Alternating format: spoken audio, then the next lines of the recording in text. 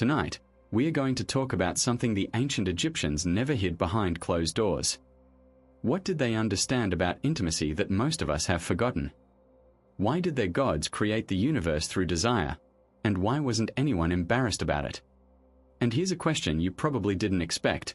Why did they offer lettuce to their gods as a symbol of romance? Before we step back 4,000 years, here's a small request. If you love history that's honest, curious, and a little unexpected, please subscribe to Little Historical and give this video a like. It helps new creators like me keep telling these stories. Now, take a deep breath. Let the Nile carry you back. And let's uncover the truth about sex in ancient Egypt. And that changes how we see everything that follows. Because if the gods themselves could be so unashamed, what did that mean for the ordinary farmer, the village potter, the woman weaving linen by the Nile? The answer might surprise you more than any divine myth. In ancient Egypt, getting married required no priest, no contract, no white dress, and certainly no awkward family speeches. Two people simply decided to share a home, a bed, and a bread oven. And just like that, society considered them husband and wife.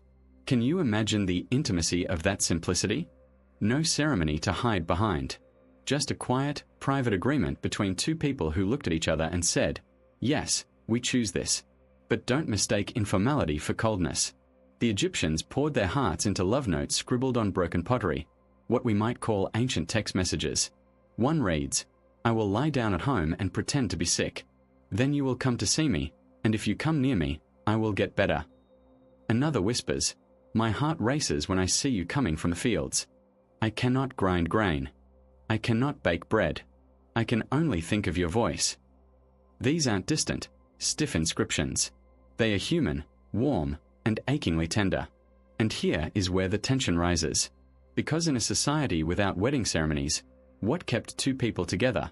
Not laws, not religious decrees. Something far more fragile and powerful, reputation. A woman could own property, initiate divorce, and take her husband to court. If he strayed with another married woman, the consequences could be brutal, not because the state cared, but because the other husband might not be forgiving. Jealousy, it turns out, has always been eternal. Yet a married man with an unmarried woman? Mostly shrugged off. That imbalance creates a quiet, simmering drama beneath the surface of every village. Women knew. Men knew. And everyone pretended not to notice. The Egyptians relied on gossip, sidelong glances, and the occasional passive-aggressive song to keep order. It worked about as well as you'd expect. So as we move from the gods to the bedroom, and from the bedroom to the afterlife, remember this. The Egyptians understood that love isn't found in grand gestures. It lives in the small, secret moments, the touch of a hand across a dinner bowl, the whispered promise after the children are asleep. And that is where our story deepens next. Tonight, we begin with the gods, because in ancient Egypt, the divine didn't just watch from the heavens. They touched, they desired, and they created the world through acts that would make most modern mythologies look away.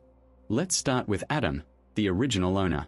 According to the Heliopolitan creation story, Adam stood alone in the endless watery darkness of none.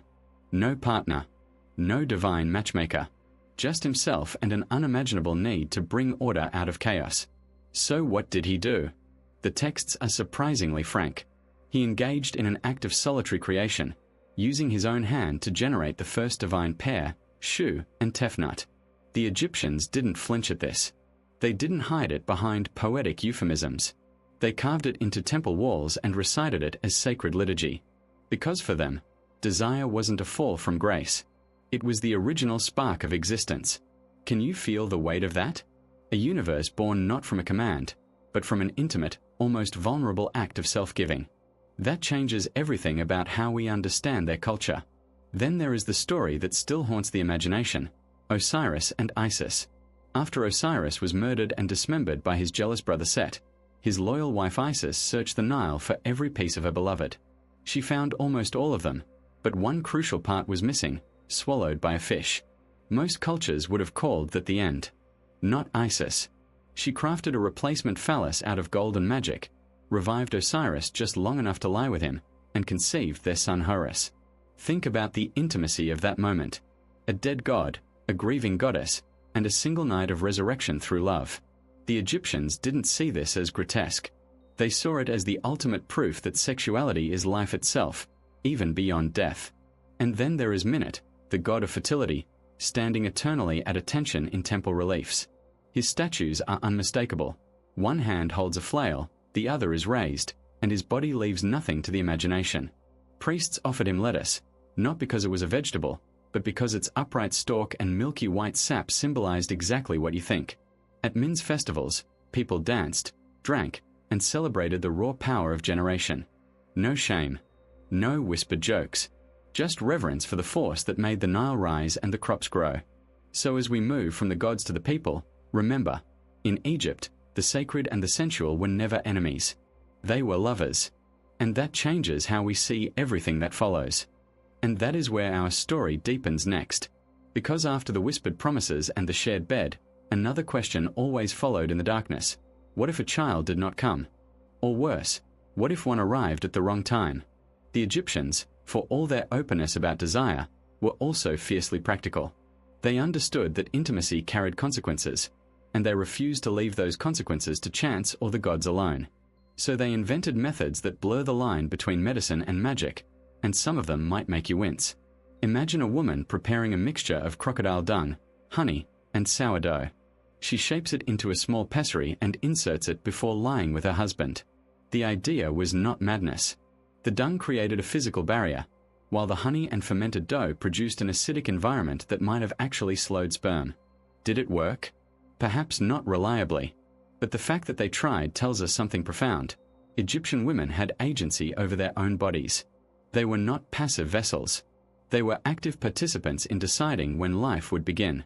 And then there was the more elegant solution, acacia gum. Modern science has confirmed that acacia ferments into lactic acid, a natural spermicide.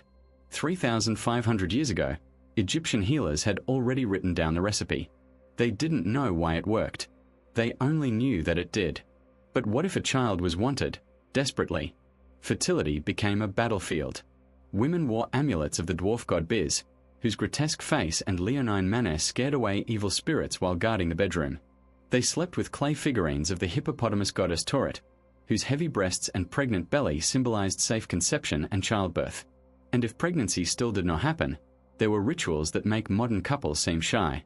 A woman might drink a concoction of ground dates, honey, and the blood of a black donkey, then lie on a rooftop under the full moon, murmuring spells to Hathor, the goddess of love and drunken joy.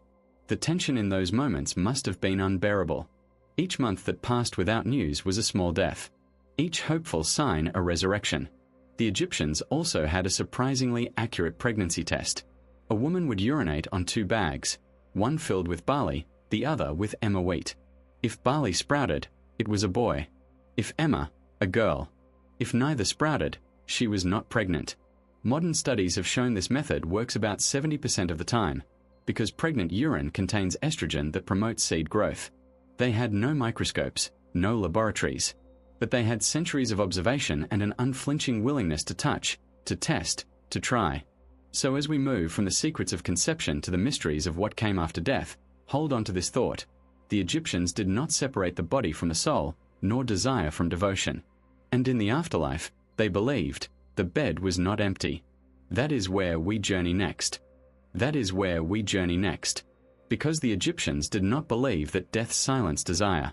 In fact, they prepared for the afterlife with the same attention to intimacy that they gave to the living world. Imagine crossing into the field of reeds, a perfect mirror of earthly life, where the Nile still flows, the barley still ripens, and the arms of your beloved still wait to hold you. The dead did not become angels or ghosts. They became transfigured spirits, but spirits with bodies. Whole bodies. Functional bodies. And the tomb inscriptions make this startlingly clear. The deceased prayed to the gods to restore every limb, every organ, and every capacity for pleasure. Not metaphorically. Literally. Consider the myth that haunted every funeral. Osiris, the god of the dead, was dismembered and then lovingly reassembled by his wife Isis. But one part was missing, so she crafted a replacement, revived him, and conceived their son Horus. That story was not just theology. It was a promise. If Osiris could experience intimacy after death, then so could you. Coffin texts from the Middle Kingdom include spells specifically designed to revivify the loins of the deceased. Other spells protect the tomb from anyone who might disturb the couple's eternal privacy. The message is unmistakable. Love does not end at the grave.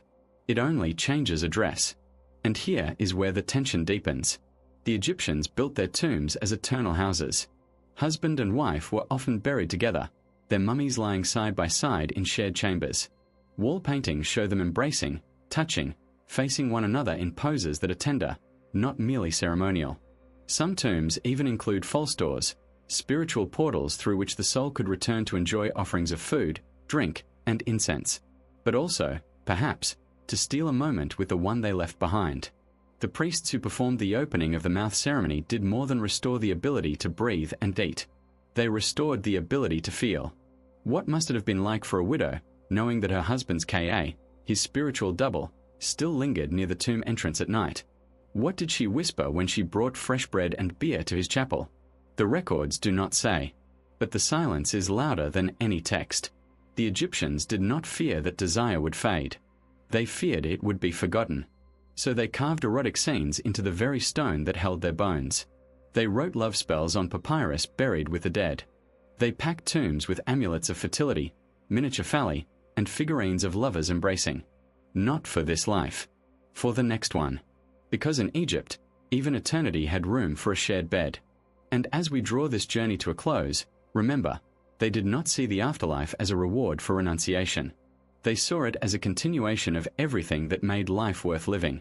And that changes how we understand not just their death, but their love.